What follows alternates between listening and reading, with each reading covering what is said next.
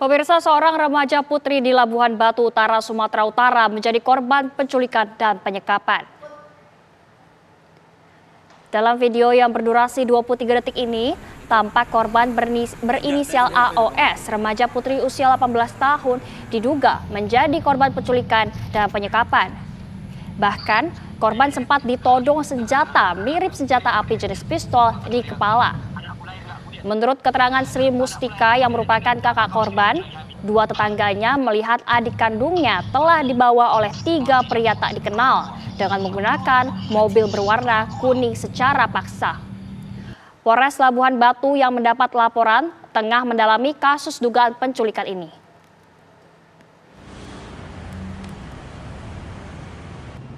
Jadi kami masih lakukan penyelidikan ya, masih kita lakukan pengejaran terhadap terduga pelaku ya, mohon doanya supaya bisa segera ditangkap. Korban dengan sampai ratusan juta minta tebusan.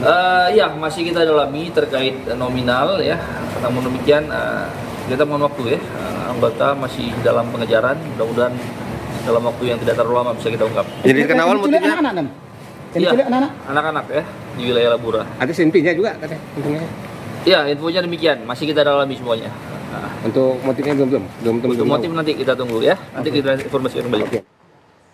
Pemirsa, seorang remaja putri di Labuhan Batu Utara, Sumatera Utara menjadi korban penculikan dan penyekapan. Dan untuk mengetahui kondisi terkini sudah bersama kami Ibu Sri Mustika selaku kakak korban. Assalamualaikum Ibu Sri. Oh, berhenti. Assalamualaikum Ibu. Ibu Sri bisa mendengar suara saya? Baik, sepertinya ada sedikit kendala teknis. Assalamualaikum Ibu Sri. Waalaikumsalam, Bu. Iya, Ibu Sri bisa mendengar suara saya ya, Bu? Bisa, Bu, bisa. Baik, Ibu Sri, apakah adiknya sudah berhasil ditemukan dan bagaimana, Bu, kronologis penemuannya? Alhamdulillah sudah, Bu. Jadi sebelum adik saya ditemukan, kami meminta tolong ke berbagai pihak, termasuk ke teman-teman adik saya yang laki-laki.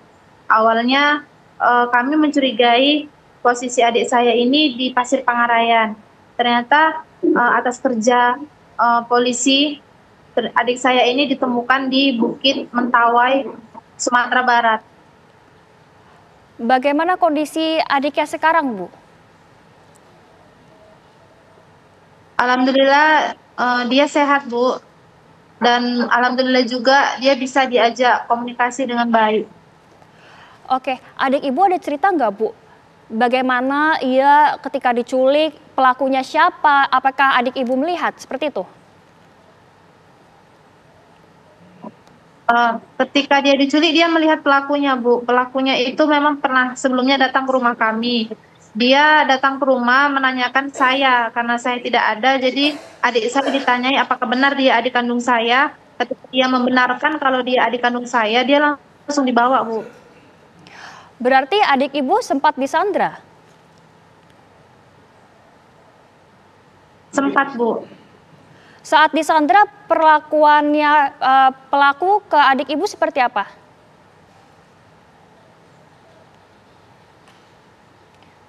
Katanya dia diperlakukan kalau dia mau menuruti aturan pelaku ini, dia tidak diapa-apai. Cuman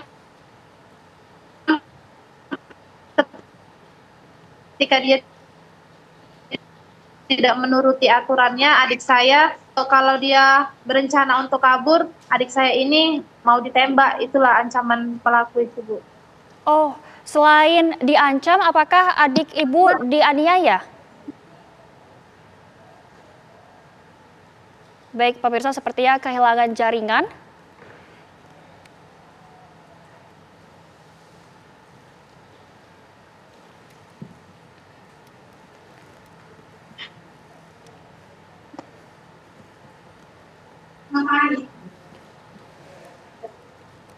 Assalamualaikum Ibu, masih bersama kami? Ibu Sri? Iya, Bu. Iya, waalaikumsalam. Oke, dari Iya, Bu. Iya, Ibu, kita lanjutkan dari pertanyaan yang terakhir. Apakah selain ancaman, adik Ibu juga menerima penganiayaan? Menurut keterangannya dia dijambak, iya Bu, dijambak, dipukul di punggung sama dipukul di paha.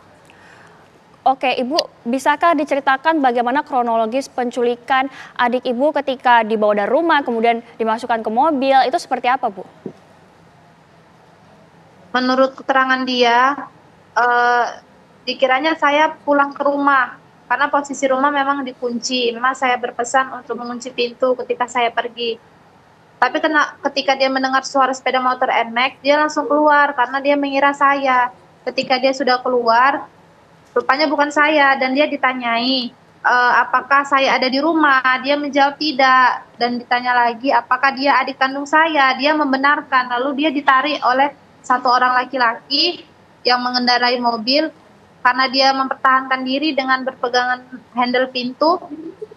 Dua orang laki-laki lagi turun menyeretnya dan memasukkannya ke dalam mobil. Setelah itu, mobil itu melaju dengan kencang. Itu disaksikan oleh warga sekitar dan anak-anak. Adik Ibu ada cerita nggak, Bu? Alasannya pelaku menculik adik Ibu itu kenapa ya? Pelaku ini dendam kepada abangnya. Abangnya ini adik laki-laki saya. Oh, jadi sebenarnya target utamanya itu bukan adik yang perempuan ini?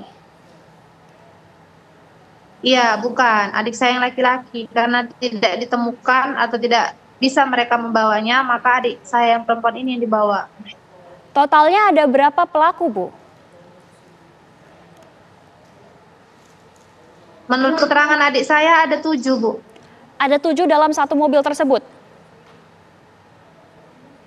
Di mobil itu ada 5 orang, yang mengendarai sepeda motor itu ada 2 orang, jadi 7, Bu. Dari ke-7 pelaku tersebut ada yang dikenal nggak, Bu? Saya tidak kenal, Bu. Tapi adik Ibu yang laki-laki kenal? Kenal. Hubungannya apa dengan adik Ibu yang laki-laki? Dia pernah bekerja dengan pelaku. Berarti rekan kerja atau mantan bosnya, Bu? Ya, mantan bos. Oh, mantan bosnya berarti. Oke, berarti pelaku ini adalah mantan bosnya ya. Kemudian ini kan tidak jadi menangkap atau menculik adik Ibu yang laki-laki, justru menculik adik Ibu yang perempuan. Kemudian usai diculik itu apakah pelaku meminta uang tebusan, Bu? Iya, Bu, minta tebusan. Berapa, Bu? 400 juta, Bu. Dikasih waktu berapa lama, Bu, untuk memberikan uang tersebut? Dia tidak memberikan kami waktu, Bu, tapi dia mendesak secepatnya. Oke, baik. Ibu Sri Muslika, terima kasih banyak atas waktunya pada pagi hari ini, Bu.